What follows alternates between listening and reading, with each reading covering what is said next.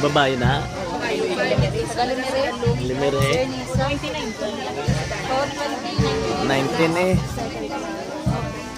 Ladies and gentlemen, the first squadron led by Midshipman First Class Reynan Almero and his staff is composed of the Alpha and the Bravo Company.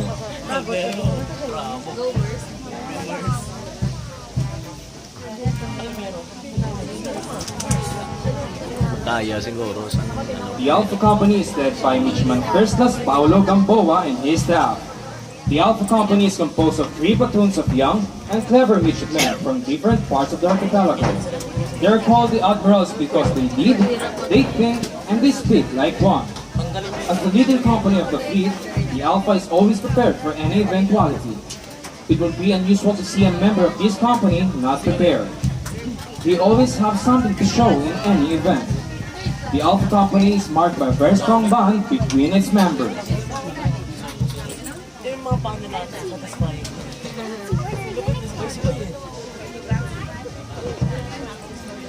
Entering next are the Bravo Buccaneers, led by Midshipman First Class Billy Villanueva and his staff.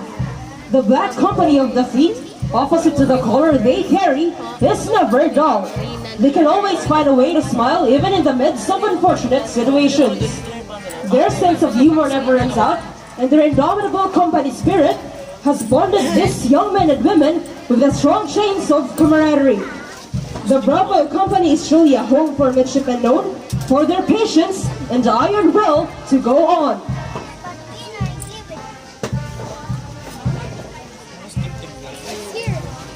Following is the second squadron led by Midshipman First Class Ras Plaza and his staff.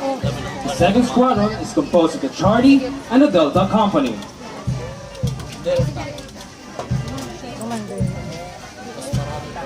The Charlie Company is commanded by Midshipman First Class Kenneth Kimpay and his staff. This company is carrying the yellow color, but they could not be called that way. This troop is composed of aggressive individuals who never run away from any challenge. They are always willing to prove and make their way in any competition. They have proven their strength many times in the past that their presence could not be ignored, making them one of the toughest companies in the academy.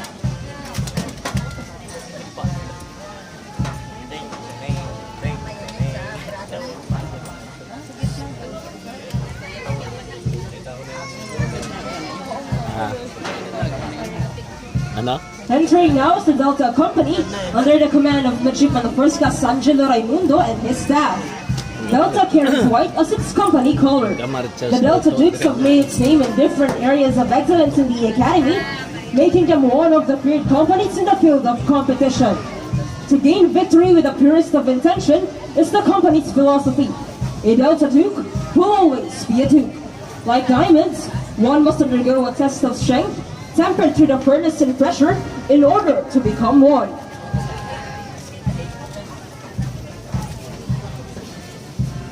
Inter ang graduate.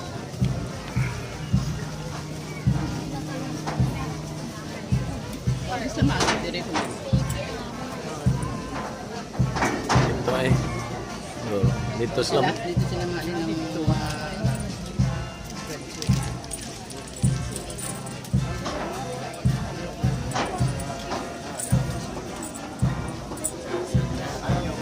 Payong. Miss, payong sa una.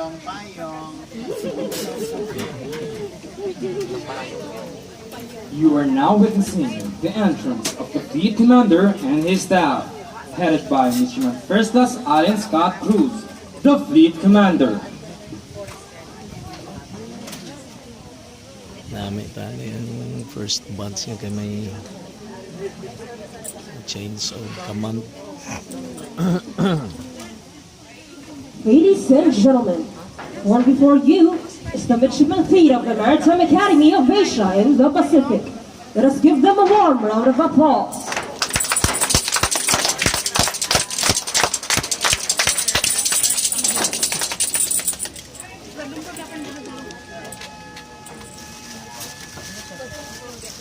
The fleet adjutant designates the Alpha Company as the base company.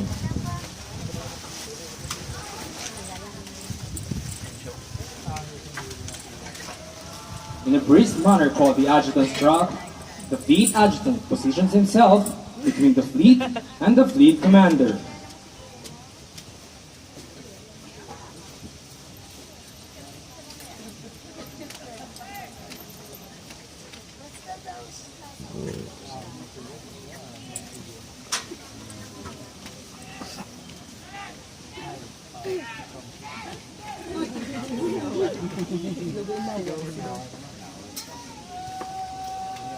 Din ka, Rico. Din ka, Rico.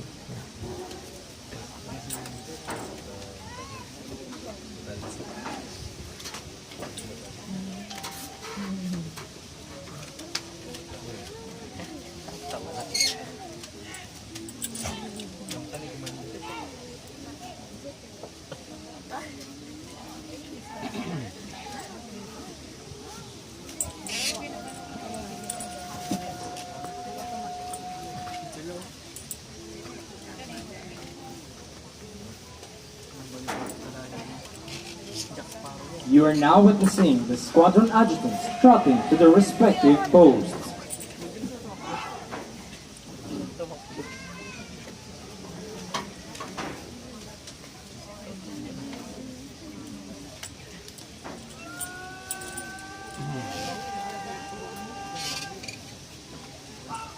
The fleet adjutant has directed the platoon guides to take their post in line with the troops.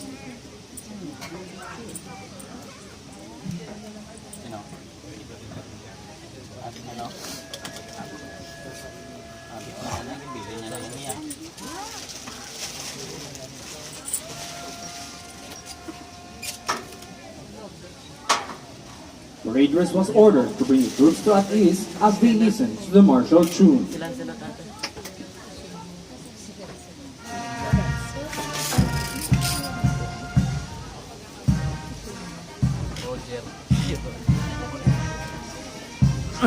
The Maritime Academy of Asia and Pila the na Pacific, napag-graduate ang MAAP, banda was na. established on January 14, 1998. It is ran by the governing board of AMASUP, the private sector, the Danish Ship Owners Association, the International Transport Workers Federation, the International Maritime Employees Committee, and the Filipino Association of Mariners Employment.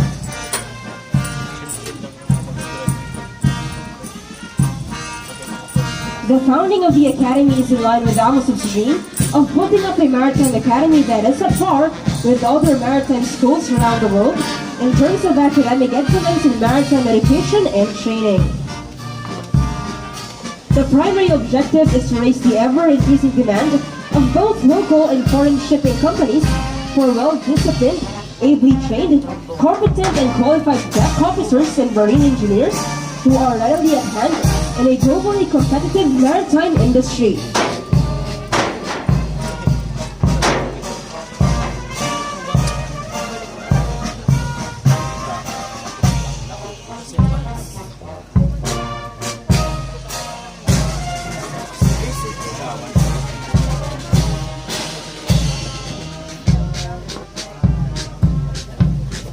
Guided by its motto, Virtus Fides et Disciplina, and founded on the precepts of a God-loving world-class seafarer, imbued with the values of duty, service, selflessness, search for truth and integrity, inspired by the ideals and dreams of its founder, Captain Gregorio Asoka, we shall provide an environmental-friendly institution responsive to the national and international goals and aspirations of the global community.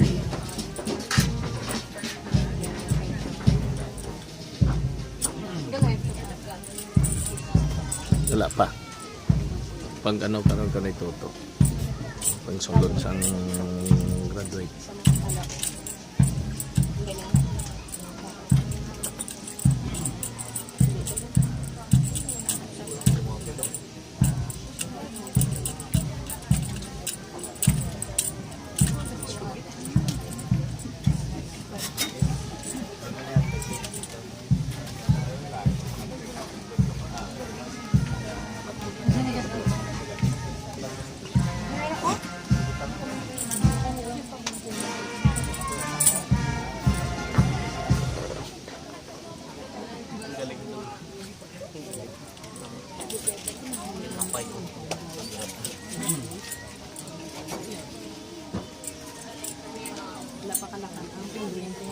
The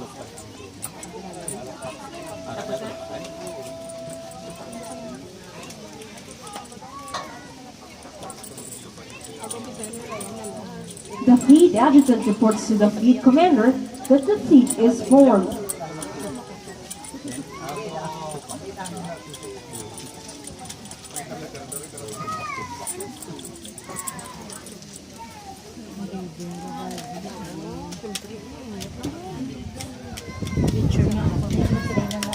The fleet commander orders the troops to prepare for manual of arms. May manual of arms pa. Yan, dito yung sinilo, yung berha. Dito siya, no? Then, okay, namin ito pistoy. Ito pistoy na. Right shoulder arms.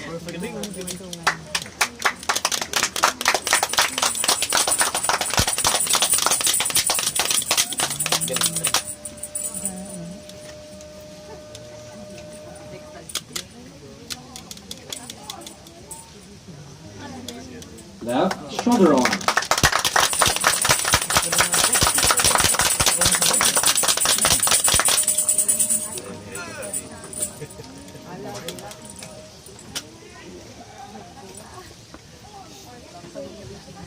Fourth arm.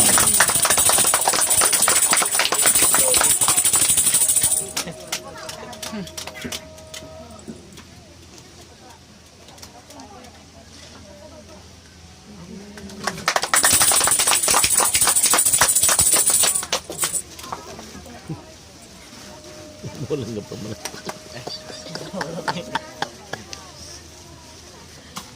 Lagi kadlaw.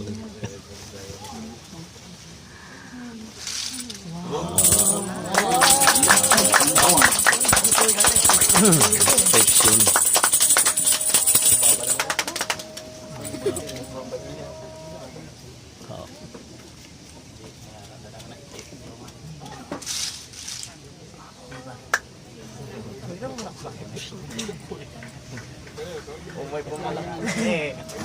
Sulo-sulo niya.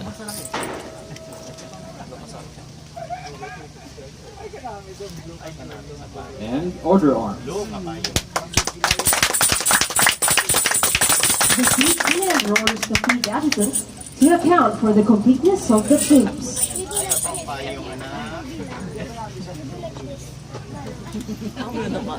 Wow. Dyan lang ka mo.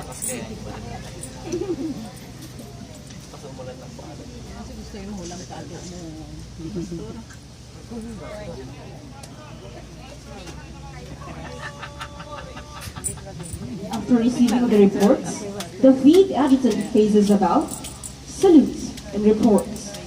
Sir, the midshipman fleet is present and accounted for.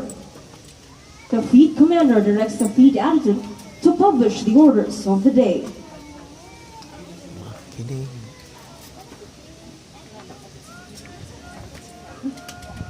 Tumid sa kautusan.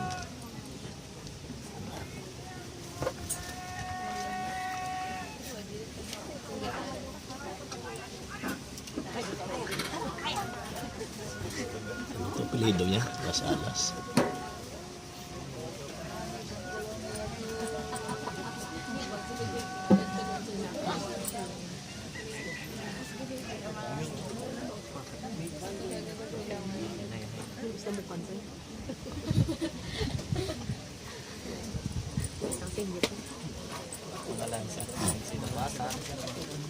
Ano pa talaga yun? 14 minutes. Yung video niya, 14 talaga. After publishing the orders, the fleet adjutant gives the command officers center march. He then takes his post to the fleet staff as the officers move forward to get instructions from the fleet commander.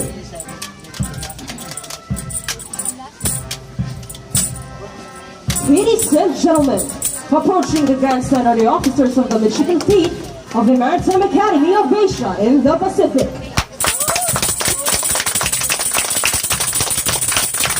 The fleet commander acknowledges the salute gives instructions, and directs the officers back to their posts.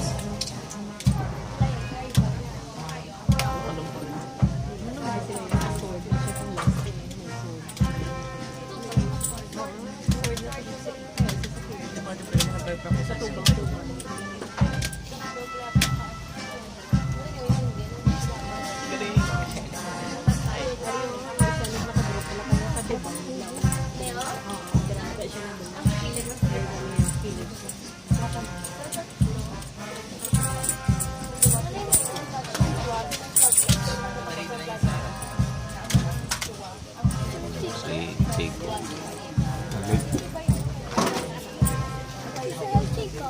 Oo.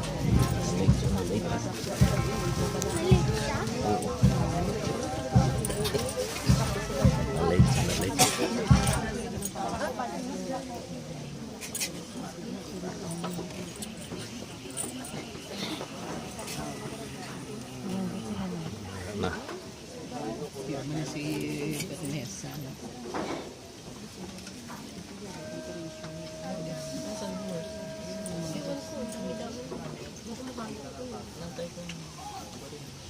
Present arm.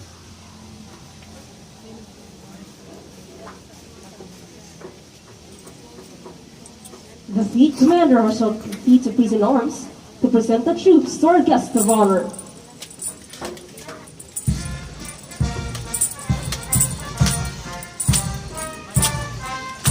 Broken the line pa na.